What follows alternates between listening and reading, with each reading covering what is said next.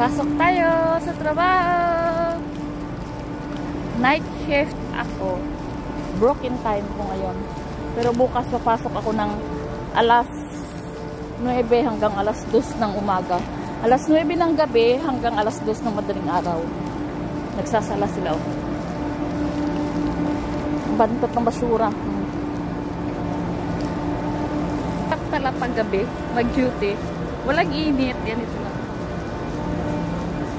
Walang init. Ganyan lang yung kalsada.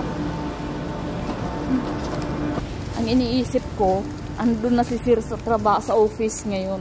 Kasi mahilig yan siya sa kabuti. Kung sa ano yan sa gulay, kabuti. Sumusulpot bigla. Yan si Sir. Bahala siya dyan. Hindi niya ako sinabihan kung anong oras ko papasok. Hindi ko alam. Yun lang.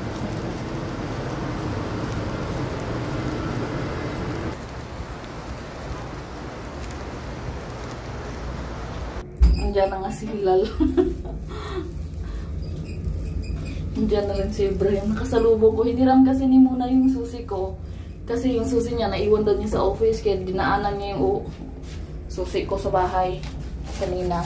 Ngayon ako walang susi. Ngayon, anong gagawin ko? Wala na akong gagawin dito. Aywa!